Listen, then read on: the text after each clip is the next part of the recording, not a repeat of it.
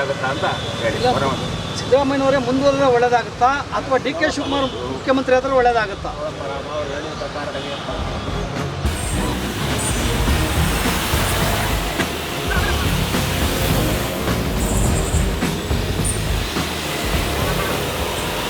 ವಾ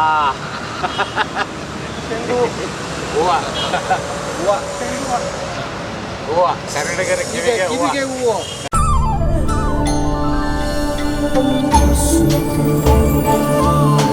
ಮೈಸೂರು ಸ್ಯಾಂಡಲ್ ಸಾಬೂನು ಪ್ರಕೃತಿಯಷ್ಟೇ ತಾಜಾ ಮತ್ತು ಪರಿಶುದ್ಧ.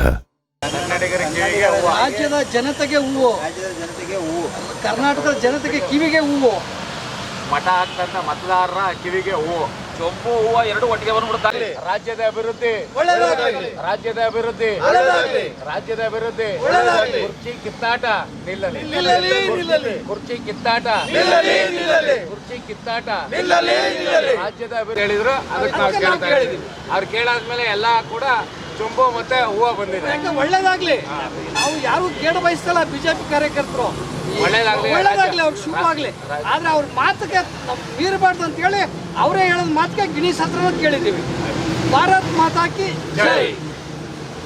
ಕನ್ನಡಿಗರಿಗೆ ಕಾರ್ಯಕರ್ತರು ಯಾಕೆ ಗಿಣೀಶ್ ಶಾಸ್ತ್ರ ಕೇಳೋದು ಅಂತಂದ್ರೆ, ಕಳೆದ ವಾರ ಈ ರಾಜ್ಯದ ಚಿಕ್ಕ ದೊರೆ ಮುಂದೆ ದೊರೆ ಆಗ್ಬೇಕು ಅಂತ ಕನ್ಸು ಕಾಣ್ತಾ ಇರುವಂತ ಚಿಕ್ಕ ದೊರೆ ಬೇಕಾದ್ರೂ ಹೋಗಿ ಅವ್ರು ಗಿಣೀಶ್ ಹತ್ರ ಕೇಳ್ಕೊಳ್ಳಿ ಅಂತ ಹೇಳಿದ್ರು.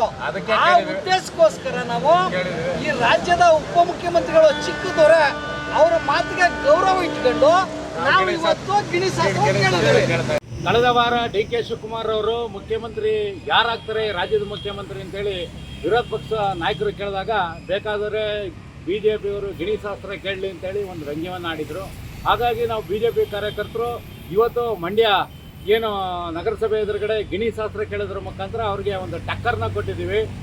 ಇವತ್ತು ಅಕ್ಷರ ಸಹ ಕರ್ನಾಟಕ ಇವತ್ತು ಅನಾಥವಾಗಿದೆ. ಯಾಕೆಂತಂದರೆ ನಂಬಿ ಮತ ಹಾಕ್ತಂಥ ಮತದಾರರು 2.5 ವರ್ಷದಲ್ಲಿ ಅಕ್ಷರ ಸಹ ನರಕಯಾತನೆಯನ್ನು ಅನುಭವಿಸಿದ್ದಾರೆ. ಗುಂಡಿ ಮುಚ್ಚಲಿಕ್ಕೆ ಈ ಸರ್ಕಾರದಲ್ಲಿ ದುಡ್ಡಿಲ್ಲ.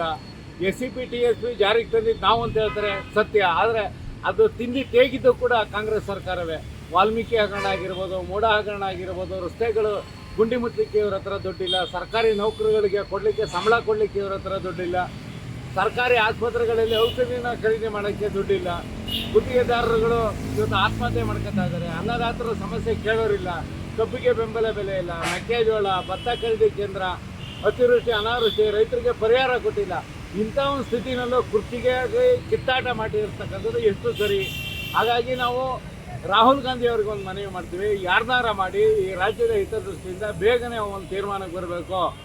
ಸುಭದ್ರವಾದ ಸರ್ಕಾರ ಕೊಡಬೇಕು. ಜನರ ಸಮಸ್ಯೆಯನ್ನು ಆಲಿಸುವಂಥ ಸರ್ಕಾರ ಬರಬೇಕು.